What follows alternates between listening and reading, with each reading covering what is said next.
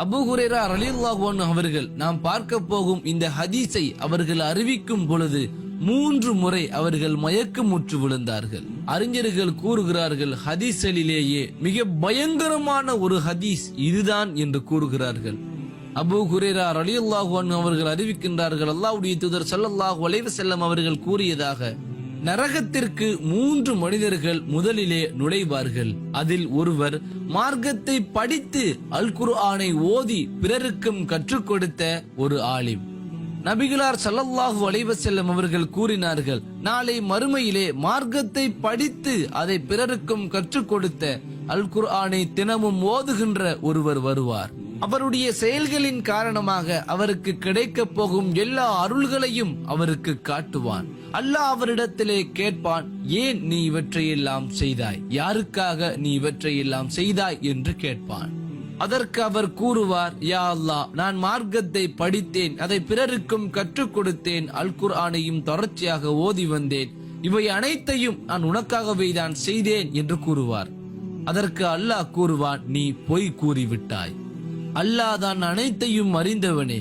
ஆம், நீ அனைத்தையும் செய்தாய், ஆனால் எதற்காக செய்தாய்? உன்னை மற்றவர்கள் அறிஞர்கள் என்று போற்ற வேண்டும் என்பதற்காக, இவர் ஒரு ஆலிம், இவர் ஒரு அறிஞர், இவர் ஒரு ஹாஃபில், இவர் ஒரு காரி என்று கூறுவதற்காக, நீ பெருமை கொள்வதற்காகத்தான் அவை அனைத்தையுமே செய்தாய். மார்க்கத்தை இறைவனுக்காக எத்தி வைக்க வேண்டும் என்ற எண்ணத்திற்காக இல்லை. இதை நீ எனக்காக செய்யவில்லை, இதை நீ உனக்காகவே தான் செய்தாய். எனவே அவரை நரகத்திற்கு இழுத்துச் செல்வார்கள். லா இலாஹ இல்லல்லாஹ், அந்த அல்லாஹ் ஒருவன் தான் நம் அனைவரையும் பாதுகாக்க வேண்டும். அடுத்த நபராக ஒரு செல்வந்தர் வருவார். அவருக்கு அல்லாஹ் இந்த உலகத்திலே அனைத்து விதமான செல்வத்தையும் கொடுத்திருந்தான். அல்லாஹ் அவருக்கு கிடைக்க போகும் அவனுடைய அருள்களை அவரின் கண்முன் காட்டியபடி அல்லாஹ் அவரிடம் கேட்பான், நீ எதற்காக இவற்றையெல்லாம் செய்தாய்? அவர் கூறுவார், யா அல்லாஹ், உனக்காகவே தான், நீ விரும்பிய பாதைகள் அனைத்திலும் உனக்காகவே தான் நான் என் செல்வத்தை செலவழித்தேன் என்று கூறுவார். அதற்கு அல்லாஹ் கூறுவான், நீ பொய் சொல்லிவிட்டாய், நீ செலவழித்தாய், ஆனால் ஏன் செலவழித்தாய்? உன்னை அனைவரும் மிகப்பெரிய கொடையாளன் என்று கூறுவதற்காக, அவர் அனைவருக்கும் நன்கொடை கொடுப்பவர் என்று கூறுவதற்காக. மாஷா அல்லாஹ், எப்படி அல்லாஹ்வுடைய பாதையில் இவர் தன்னுடைய செல்வங்களை செலவழிக்கிறார் என்பதை பாருங்கள், இவரை போல்தான் அனைவரும் இருக்க வேண்டும் என்று கூறுவதற்காக, மக்கள் உன்னை பெருமைப்படுத்துவதற்காகத்தான் இதை செய்தாய், எனக்காக நீ இதை செய்யவில்லை என்று கூறி அவரை நரகத்திலே வீசி எறிவார்கள். சுப்ஹானல்லாஹ், அல்லாஹ்வின் நல்லடியார்களே, எத்தனை லட்சங்கள், எத்தனை கோடிகள் நீங்கள் நன்கொடையாக கொடுத்தாலும் உங்களுடைய உள்ளம், தூய எண்ணம் இது அல்லாஹ்வுக்காகத்தான் என்று இல்லாமல் போய்விட்டால் அனைத்துமே வெறும் 0 தான். எந்த நன்மையுமே அதில் உங்களுக்கு கிடையாது. 3வது நபர், அல்லாஹ்வின் பாதையில் யுத்தம் செய்து அந்த யுத்தத்திலே மரணித்து போன ஒரு ஷஹீதாகிய ஒரு உயிர் தியாகி. எனவே அல்லாஹ்விடத்திலே அவர் கொண்டு வரப்படுவார். அல்லாஹ் அவருக்கு கிடைக்க போகும் அருள்களை எல்லாம் அவருக்கு காட்டுவான். அவரும் அதை பார்ப்பார். அவரிடத்தில் அல்லாஹ் கேட்பான், ஏன் இவற்றையெல்லாம் நீ செய்தாய்? அதற்கு அவர் கூறுவார், இஸ்லாத்தை பாதுகாக்க, இஸ்லாத்தை மேலோங்க செய்ய உனக்காகவே தான் யா அல்லாஹ், உன்னுடைய நாட்டத்திற்காகவே தான் நான் இதை செய்தேன் என்று கூறுவார். அதற்கு அல்லாஹ் கூறுவான், இல்லை, நீ பொய் கூறிவிட்டாய். உன்னை அனைவரும் நீ மிகப்பெரிய தைரியசாலி, மிகப்பெரிய போராளி, மாபெரும் வீரன் என்று போற்றி புகழ வேண்டும் என்ற காரணத்திற்காகத்தான், பிறருக்காகத்தான் நீ இதை செய்தாய், எனக்காக இல்லை என்று அவருக்கு கூறப்படும். நரகத்திற்கு அவர் இழுத்துச் செல்லப்பட்டு அதிலே அவர் வீசி எறியப்படுவார். அல்லாஹ்வின் நல்லடியார்களே, நாம் எந்த ஒரு விடயத்தை செய்த போதிலும் அது அல்லாஹ்வுக்காகத்தான் என்றே இருக்க வேண்டும். நம்முடைய உள்ளத்தில் உள தூய்மை இருந்தால்தான் நம்முடைய அந்த செயல்களை, நல்ல அமல்களை அல்லாஹ் ஏற்றுக்கொள்வான்.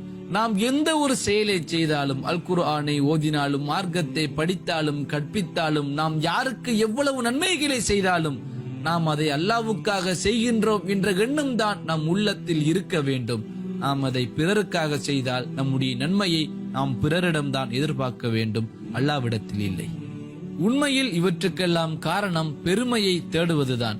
பிறர் நம்மை மதிக்க வேண்டும், பிறர் நம்மை புகழ வேண்டும், பிறர் நம்மை பெருமைப்படுத்த வேண்டும் என்று தேடுகின்ற அந்த பெருமைதான் இதற்கு முதல் முக்கிய காரணமே. அல்லாஹ்வுடைய தூதர் ஸல்லல்லாஹு அலைஹி வஸல்லம் அவர்கள் கூறினார்கள், எவனுடைய உள்ளத்தில் கடுகளவு பெருமை இருக்கின்றதோ அவர் சொர்க்கத்தில் நுழைய மாட்டார் என்று கூறினார்கள். எனவே இந்த பெருமை என்பது நம்முடைய ஈமானுக்கே எதிரான ஒரு விடயம். அல்லாஹ் அஸ்ஸ வஜல் அவன் கூட வானங்களையும் பூமியையும் இந்த பிரபஞ்சத்தையும் அனைத்தையும் தனி ஒருவனாக படைத்துவிட்டு நாமே படைத்தோம் என்று எளிமையாக கூறுகின்றான். சுப்ஹானல்லாஹ். எல்லாவற்றையும் படைத்த பெருமைக்கு உரித்தான அந்த இறைவனே அல்லாஹ் அஸ்ஸ வஜலே அவனே கூறுகின்றான் இவ்வளவு எளிமையாக. அப்படி என்றால் நாம் எல்லாம் பெருமைப்பட, பெருமையை பற்றி பேச வாய் திறக்க முடியுமா? நமக்கு அது தகுதியானதா? எனவே நண்பிற்கினிய அல்லாவின் நல்லடியார்களே, நாம் உள தூய்மையை பேணுவோம். எந்த ஒரு விடயத்தை செய்த போதிலும் நம்முடைய உள்ளத்தை அது அல்லாவுக்காகத்தான் என்று கூறி அதை நிலைநிறுத்துவோம். பெருமையை விட்டும் வெகு தூரம் விலகி இருப்போம். அல்லாஹ் நம் அனைவரையும் இந்த பெருமையை விட்டும் பாதுகாக்க வேண்டும். எனவே நமது தாவா முயற்சிக்கு சப்போர்ட் செய்ய விரும்பும் சகோதர சகோதரிகள் பேட்ரியோனில் நமக்கு சப்போர்ட் செய்யுங்கள். எனவே இன்ஷா அல்லாஹ் இன்னும் ஒரு வீடியோவுடன் உங்களை சந்திக்கும் வரை பாரக்கல்லாஹு லி வலக்கும். வஸ்ஸலாமு அலைக்கும் வரஹ்மத்துல்லாஹி வபரகாத்துஹு.